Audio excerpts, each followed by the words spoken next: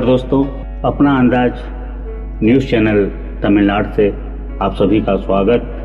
तो चलिए दोस्तों, चेन्नई से 2700 किलोमीटर दूर आप सभी को ले चल रहा हूँ।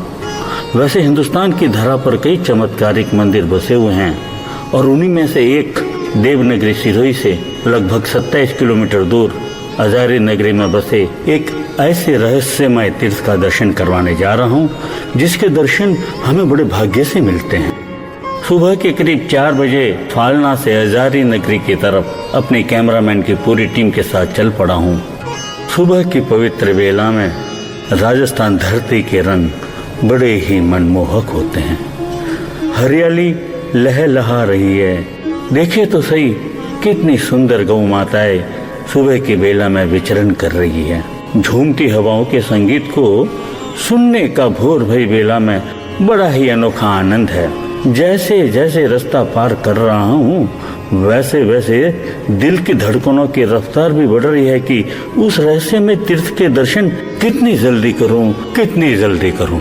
तो लीजिए दोस्तों, आ गई हमारी वो मंजिल जिसका इंतजार आपको है, मुझे भी है। 2700 किलोमीटर दूर चेन्नई से हम आए हैं आपको इस रहस्यमय तीर्थ के दर्शन करवाने के लिए।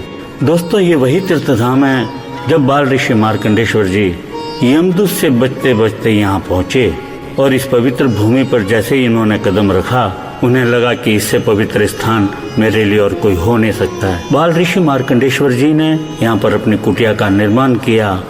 कहते हैं कि बाल ऋषि मार्कंडेश्वर जी ने यहाँ पर बहुत ही कठोर तपस्या की, जिसके कारण तीनों लोक में उनके नाम का जय जयकार हुआ।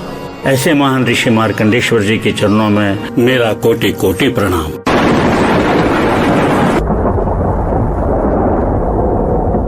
चलिए मिलते हैं हम यहाँ के वर्तमान व्यवस्थापक पुजारी श्री मुकेश भाई रावल साहब से और उन्हीं के मुखारविंद से हम सुनेंगे श्री मार्कंडेश्वर तीर्थ धाम के रहस्यों को।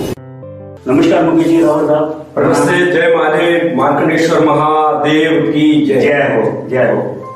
मैं बहुत दूर से आया हूँ आपसे जानने के लिए और मिलने के लिए, यहाँ का इतिहास पता चले और हिंदुस्तान के जन जन तक ये इतिहास पहुँचे और माँ सरस्वती की साधना करने के लिए हर कोई यहाँ आए और अपने भाग्य का निर्माण करे।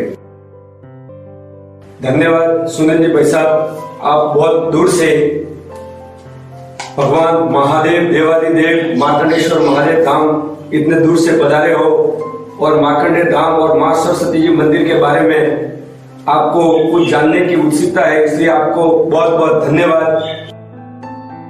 साथ ही मैं आपको इस तीर्थराज मार्कंडे धाम अजारी की जानकारी के बारे में मैं आपको बताऊंगा।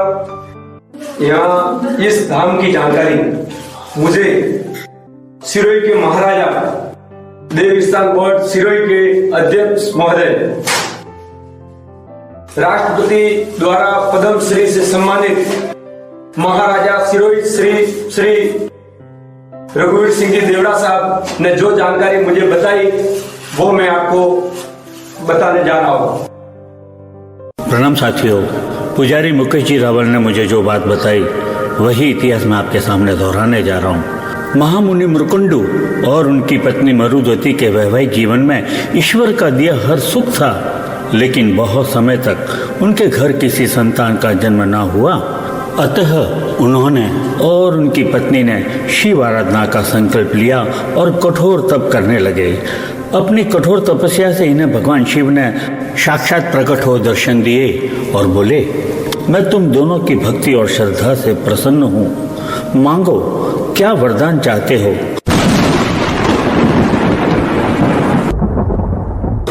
मुनि मुरकुंडू और उनकी पत्नी ने भोलेनाथ से पुत्र धन का वरदान मांगा।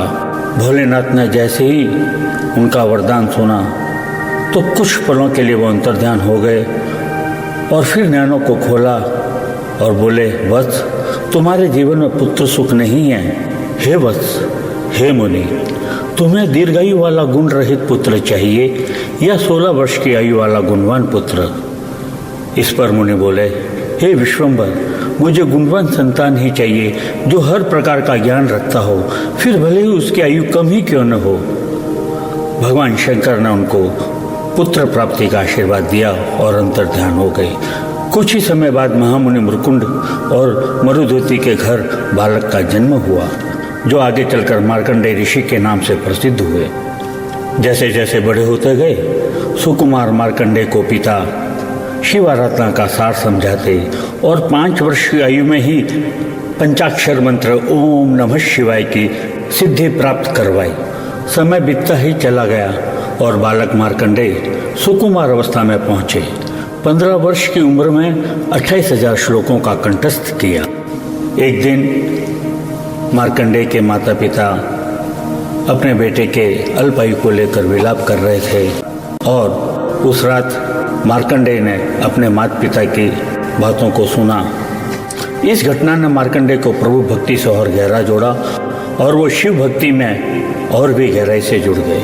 विधि के लिखे विधान को जानकर 16 वर्ष की आयु में मार्कंडेय ने अपने घर आश्रम को त्यागा और शिव उपासना करने के लिए समृद्ध शक्तियों से भरे खंड को खोजते खोजते सिरोही देव भूमि से 27 किलोमीटर दूर अजारी नगरी में जैसे ही प्रवेश किया तो उन्हें उस वसुंधरा पर अथाह शक्तियों के भंडार को महसूस किया और इसी जगह अपने ध्यान योग में लिप्त होकर अपना समय व्यतीत करने लगे।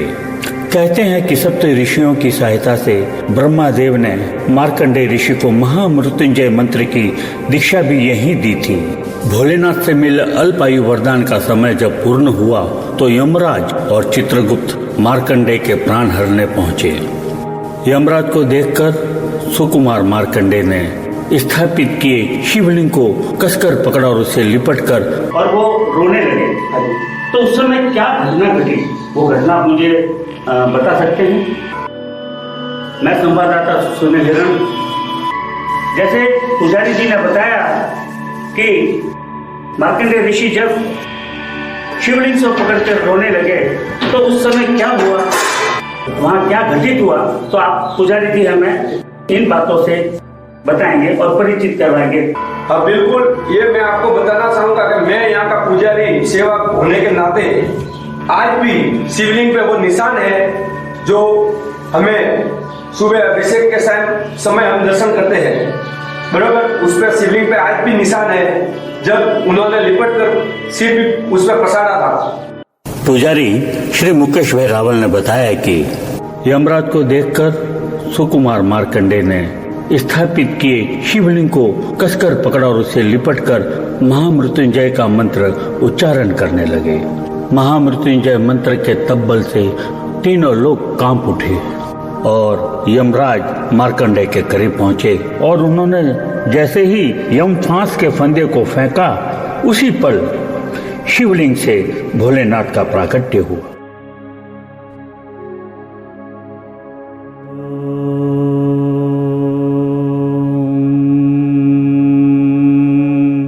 नमः शिवाय।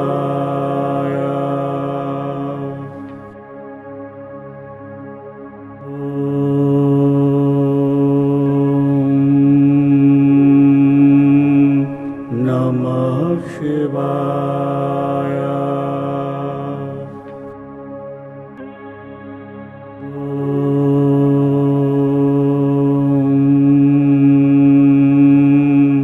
नमः शिवाय। ऋषि मार्कंडेय की पुकार सुनकर बाबा भोलेनाथ प्रकट हुए। बोलिए शिव शंभु भोलेनाथ भगवान की जय।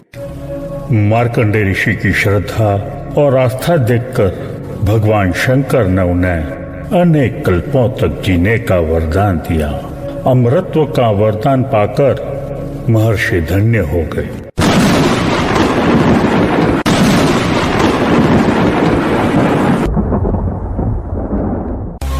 नमस्कार दोस्तों, राजस्थान के फालना निवासी अरुण भाई चौधरी ने अपनी 50वीं सालगिरह पर अजारी नगरी के प्रांगण में बसा श्री मार्कंडेश्वर धाम की महिमा का इतिहास इस वीडियो के माध्यम से रचकर बाबा भोलेनाथ की महिमा को जन जन तक पहुंचाने के संकल्प को साकार किया है और चौधरी परिवार ने अपने पूरे तन मन धन से प्रभु भक्ति में अपने भावों को अर्पण किया।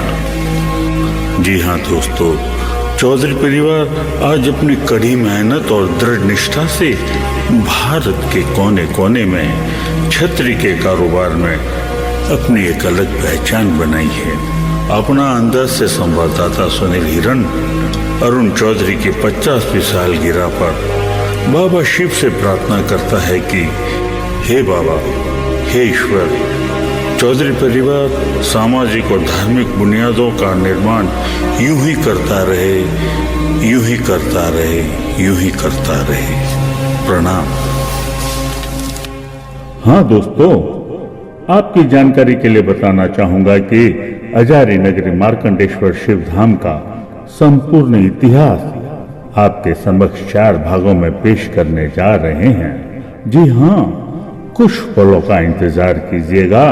हम आपकी खिदमत में एक एक भाग का वीडियो लेकर हाजिर होंगे। तब तक के लिए हमें इजाजत दें।